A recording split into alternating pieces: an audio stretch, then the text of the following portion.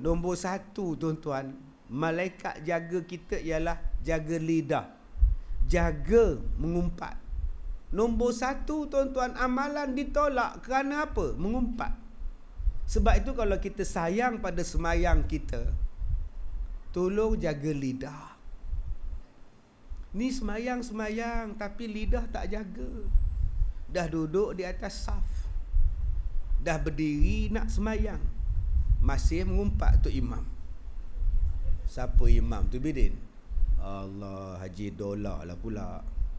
Mesti lama malam ni. Celaka orang tu. Celaka kita dia. Pom-pom semayang tu reject sebab ngumpat tu imam.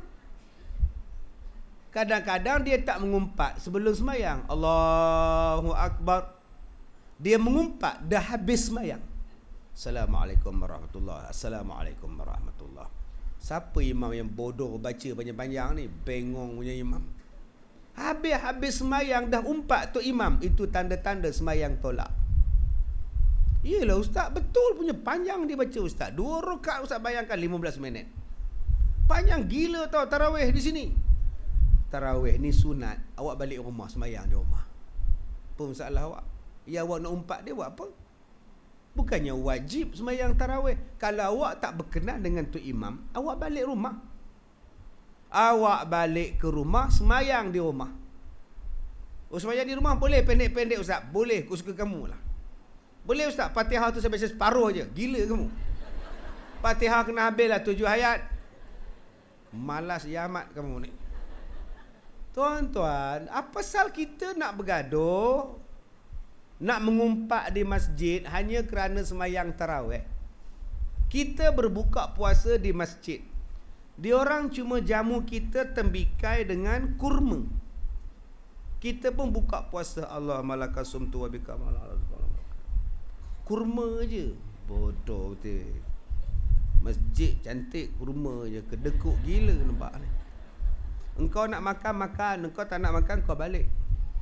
Inilah yang menyebabkan solat ditolak.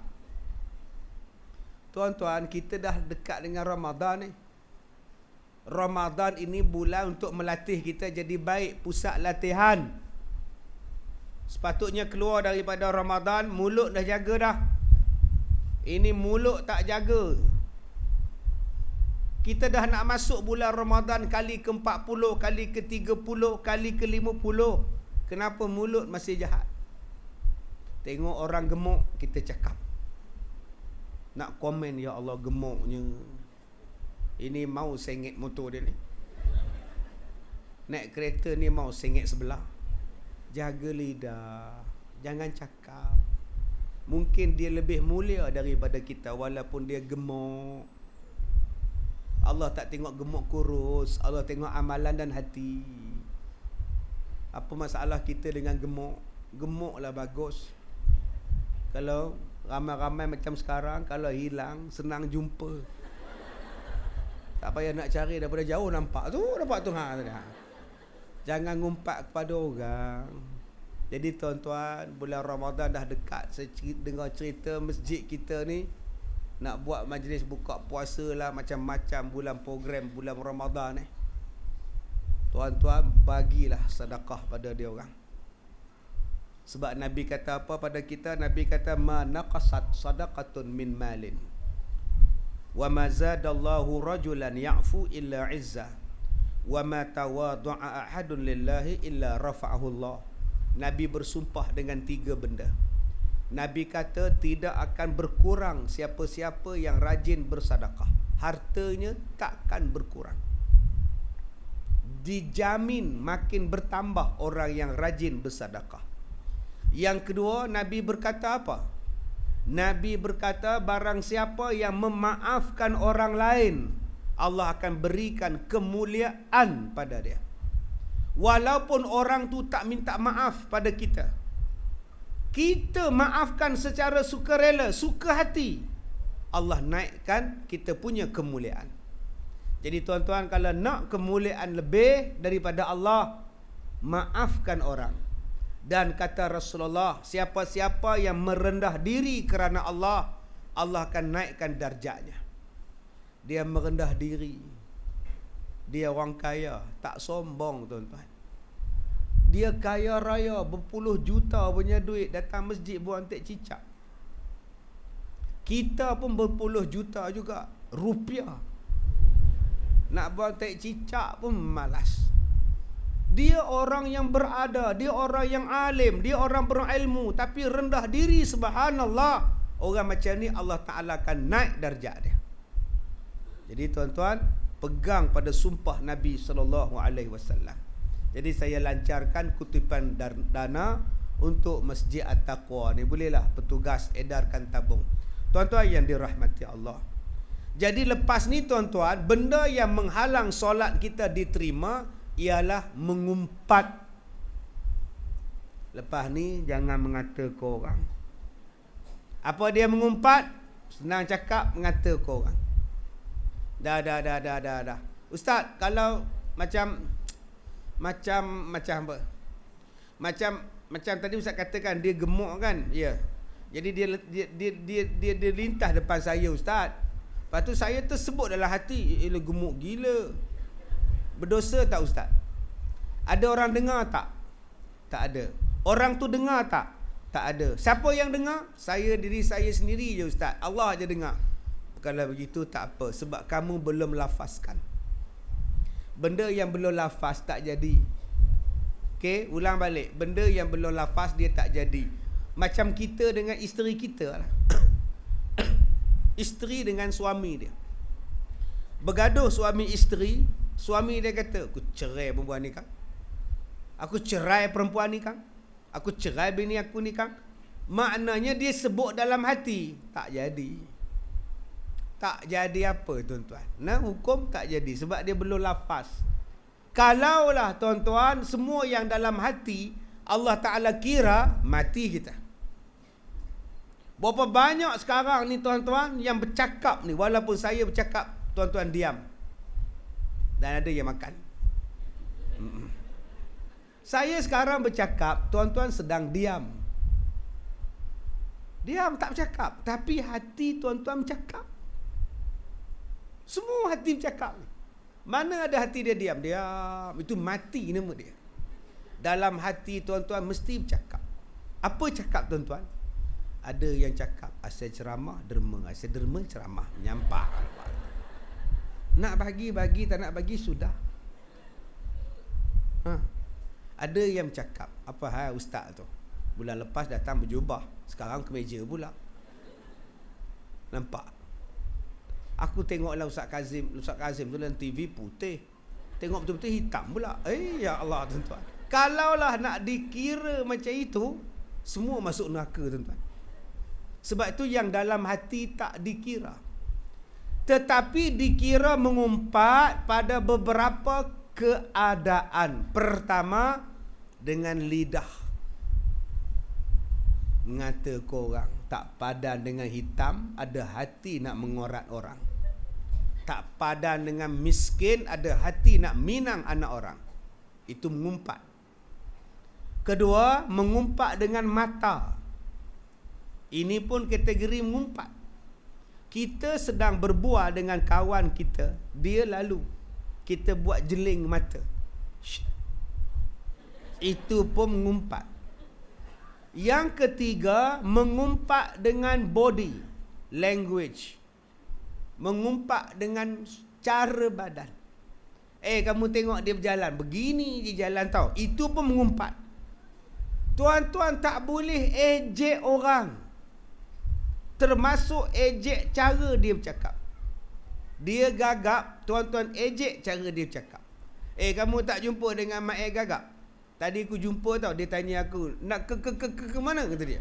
Tuan-tuan ikut macam itu pun berdosa. Yang kelima, yang dikira mengumpat itu apa? Tuan-tuan menggelarkan dia dengan gelaran yang buruk-buruk, yang dia tak suka.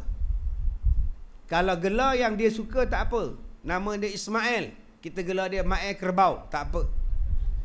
Kalau dia suka Mak Rimau, lagi dia suka. Tapi kalau Mak Babi, dia tak suka. Haram tuan-tuan panggil dia Mak Babi. Itu nama dia mengumpat. Jadi bagaimana tuan-tuan nak jaga solat tolong jangan mengumpat, tolong jangan mengata pada orang. Lama-lama tuan-tuan jadi baik. Semayang tuan-tuan itu dapat mencegah tuan-tuan jadi jahat, sebab mulut dah jadi baik. Yang ketiga, siapa yang semayangnya ditolak? Isteri yang nusyus. Isteri yang nusyus pada suami. Akak-akak kalau jaga, kalau sayang pada semayang, kalau sayang pada solat, jangan nusyus. Dah, jangan nusyus. Ini buka Facebook nak buat reunion. Okey, join sekali, bagi nama, register apa semua, pergi reunion. Tiba-tiba jumpa ex-boyfriend. Awak. Dah awak. Aduh. Mana isteri awak? Isteri saya dah, kita orang dah breakdown ke break apa? Breakdown. Kita memang dah tak ada. Awak, suami I ada kat rumah, tapi you tengoklah kan, program macam ni pun dia suruh I datang seorang. Dia macam tak ada caring lah dengan I. Oh, nampak? Nombor you berapa Nombor you berapa Dulu kenapa awak tinggalkan kita? Duk makan sate masa tu. Reunion makan sate lah. Sakit tau, sakit. Bila you tinggalkan kita, sakit tau. Dah jadi cita-cita tetap dah habis dah. Sakit ke di sini? Dah mari dah. Begini sakit bagi kan? Sakit. Nah, tuan-tuan, sekarang bertukar-tukar mesej WhatsApp. Bahasa kampungnya WhatsApp. Dah sekarang sudah dating. Semayang. Tapi dah janji nak jumpa dekat KFC. Okey, I semayang dulu dekat Masjid At-Taqwa. Okey, yo. Kita jumpa. Lepas sampai Isyak lah. Okey, I semayang dulu Siap semayang dulu Isyak. Tapi bagi tahu dekat suaminya ada meeting. Padahal jumpa dengan boyfriend dia. Solatnya tadi habis ditolak. Sebab kamu nusyus pada suami kamu. Jaga-jaga akak, jangan jadi nusyus. Bagaimana yang dikatakan nusyus kepada suami? Dalam bahasa kita, nusyus tu derhaka, bantah, lawan. Apa dia contoh? Tak hormat suami. Tak hormat. Panggil macam-macam kat laki dia. Ustaz, kalau kita panggil awak Ustaz, bulanglah. Awak ni bahasa orang sekarang, nak tunjukkan rapat. Wak, nampak? Awak, cepatlah awak. Entahlah, pulang dulu tuan-tuan lah. Asalkan tuan-tuan bahagia, panggil apa pun. Itu masa tengah baik. Awak, kalau dah bergaduh, biar awak. Dah tukar habis sekarang ni. Panggillah dengan panggilan yang menyeronokkan. Siti Aisyah panggil Rasulullah, ya Rasulullah. Dia tak panggil Mat, dia tak panggil Muhammad, dia panggil ya Rasulullah. Jadi akak-akak boleh panggil suami mengikut gelaran dia. Suami akak kerja apa? Cikgu. Nama apa? Syahari. Cikgu Syahari, boleh panggil. Yang anda faham, tak faham, kita cikgu murni. Kalau suami kita itu sarjan polis, boleh panggil Abang Jen. Tak apa. Suami kita tu imam masjid, Abang Mam. Mam. Ya Allah, seronoknya tuan-tuan. Boleh. Ini panggilnya, hoi, pekat badak. Nusyus yang kedua boleh jadi dengan sebab membantah perintah suami. Lawan. Suami kata, jangan buat benda ni, aku tak suka. Tuan-tuan buat juga, itu bantah.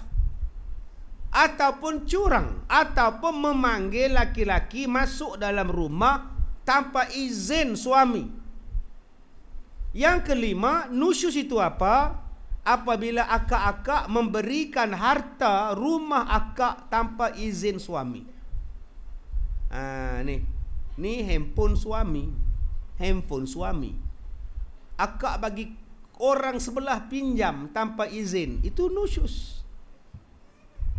Tetapi kalau ini handphone akak yang beli, akak yang empunya, suami hadiah sempena hari ibu, suami sempena hari isteri, ulang tahun isteri, dia hadiah kita handphone. Itu dah jadi hak kita. Suami tak boleh minta balik. Okey, bila bergaduh jangan minta balik. Bak balik. Tak boleh minta. Suami-suami yang dah beri kepada isteri pemberian, haram minta balik. Ni cincin. Ulang tahun ke-5 kahwin, dia bagi cincin. Abang tak ada apa nak bagi ya? Cincin je. Cantiknya bang. Cantik sangat. Terima kasih bang.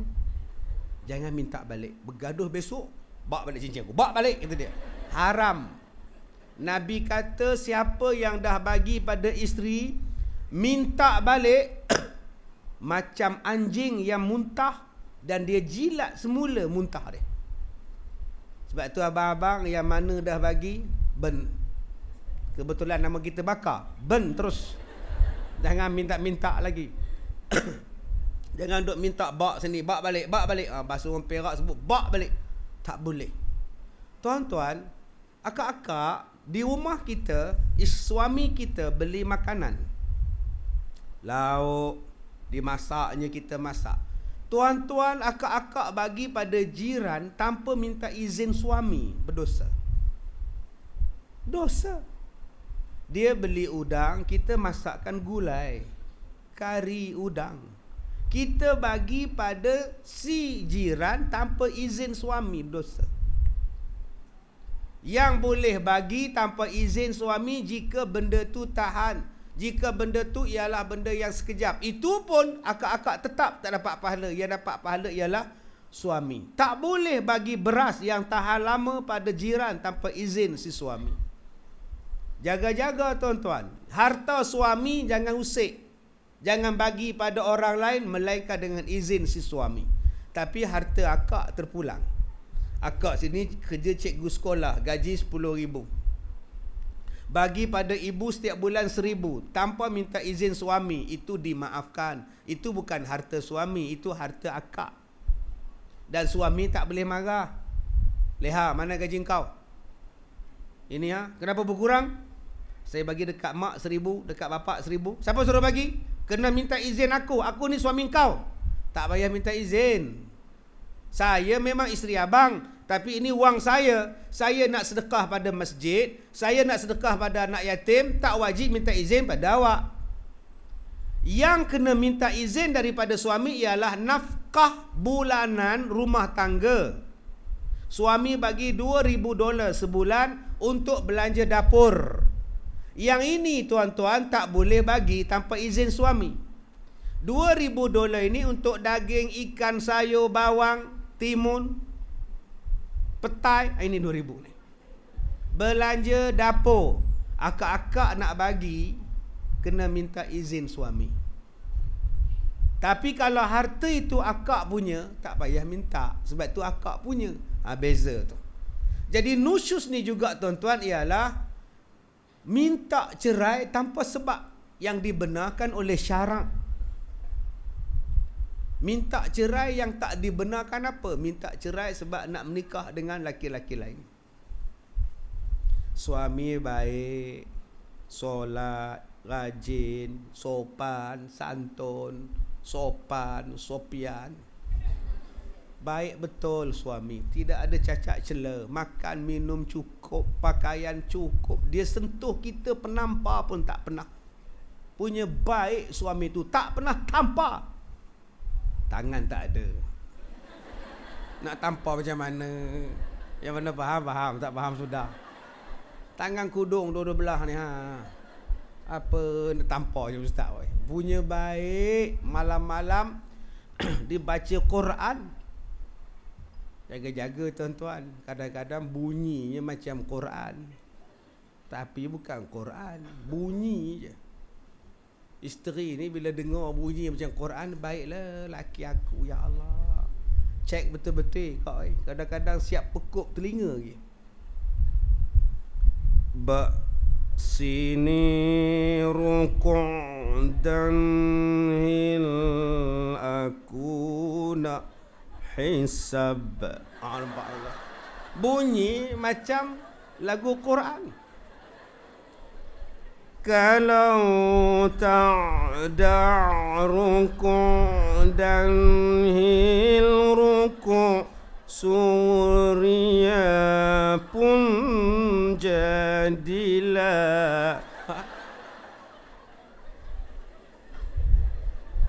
Surah apa? Ayah kau baca tu Minah, kata dia. Bukan ayat Quran tu kau oi. Yang mana tak faham tu sedap benar Ustaz Kazim baca Quran. Lotak dia baca Quran. Tuan-tuan jaga elok-elok. Jadi jangan jadi satu benda yang akak-akak ni minta cerai tanpa sebab.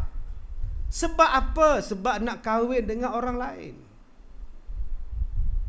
Teringin dengan laki-laki lain. Ini nama dia Al-Mannanah. Sebab tu saya tulis buku yang terbaru, tuan-tuan, buku saya, Duhai Wanita Permaisuri Hatiku. Ada 6 jenis perempuan yang jangan jadikan isteri. Dilarang kita kahwin dengan 6 ni. Salah satunya apa?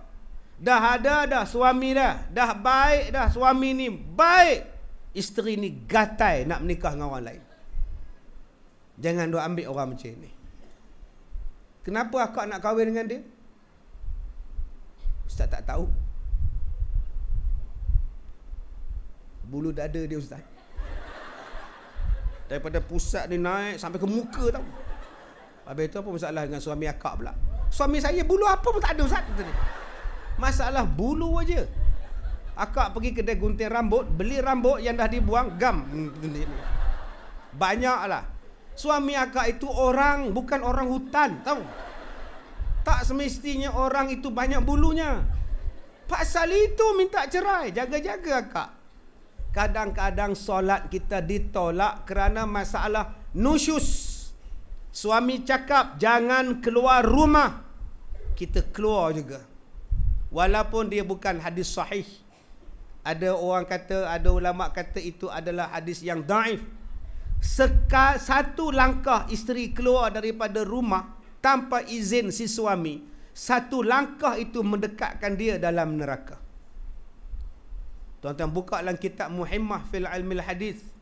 Dia sebut mana-mana isteri yang nusyus, malaikat laknat, binatang yang terbang di langit melaknat, ikan dalam tasik dalam lautan melaknat orang-orang yang nusyus, derhaka kepada suaminya. Sehinggalah dia balik taat kepada suami dia, baru semayangnya diterima.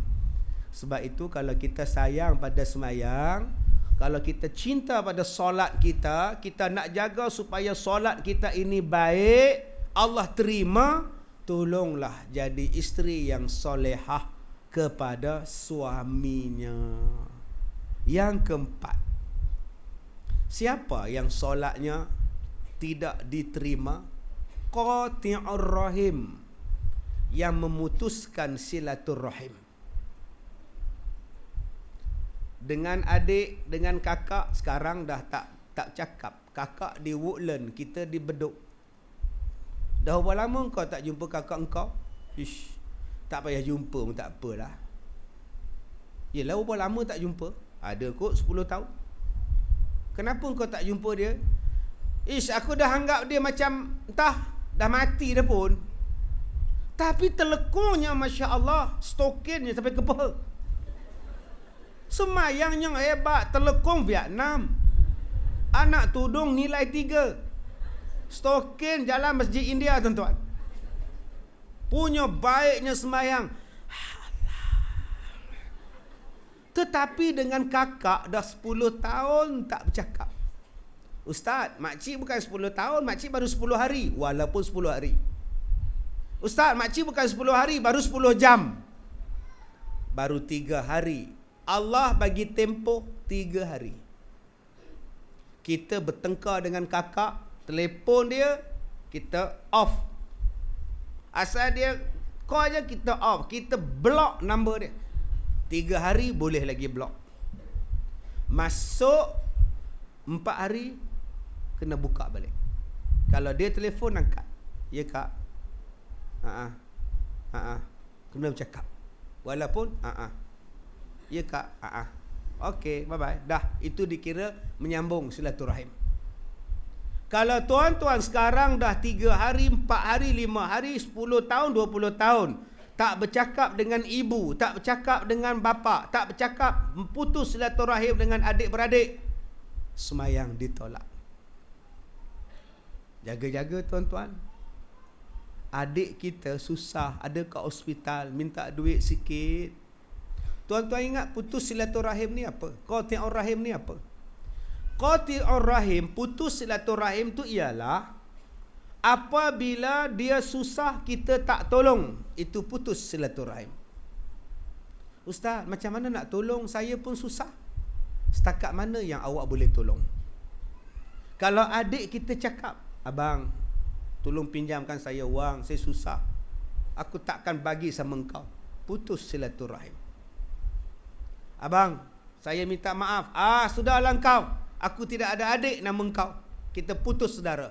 Itu putus silaturahim. Pergi haji ditolak, pergi umrah ditolak, sedekah tadi pun tak diterima, sembayang awal-awal ditolak tuan-tuan. Jaga-jaga orang yang putus silaturahim. Adik kita ada seorang dekat Kuala Lumpur, dah 16 tahun tak telefon. Bergaduh kerana pusaka, bergaduh kerana barang mas arwah mak, kerana rantai seutas. 16 tahun tak bercakap, rosak solat kita.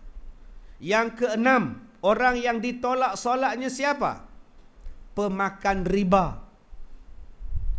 Makan riba, gunakan riba, insurans riba, medical card riba, insurans kereta riba, pinjam riba, dipinjamnya dengan alung. Jaga-jaga tuan-tuan. Beli peti ais riba, beli telekong pun riba.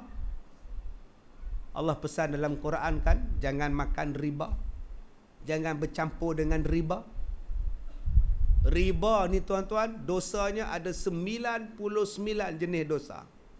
Dosa makan riba terbahagi pada 99. Yang paling kecil dosa makan riba, kecil sekali, dosanya macam berzina dengan mak atau dengan bapa dia sendiri. Bayangkan dosa berzina dengan mak besar mana tuan-tuan? Dosa berzina dengan bapa besar mana? Itu adalah tahap dosa makan riba yang paling kecil. Ada lagi 98 akibat makan riba. Jadi kita keluar daripada riba. Wazaru ma baqiyar riba. Tinggalkan sisa-sisa saki baki riba. Kalau betul kamu orang beriman. Yang seterusnya tuan-tuan, semayang yang ditolak siapa dia? Semayang orang yang sombong, takabur. Tadi saya sebut, langit yang pertama, malaikat yang menjaga mengumpat. Kalau kita tak mengumpat, buku kita dibawa ke langit yang kedua. Langit yang kedua, malaikat yang menjaganya ialah malaikat yang menjaga bahagian sombong. Bila ditengoknya kita adalah orang sombong, catatan amalan kita ditolak, dilempar ke muka kita, semayang ditolak. Jadi tuan-tuan, kalau nak jaga solat, tolong jangan sombong. Apa makna sombong?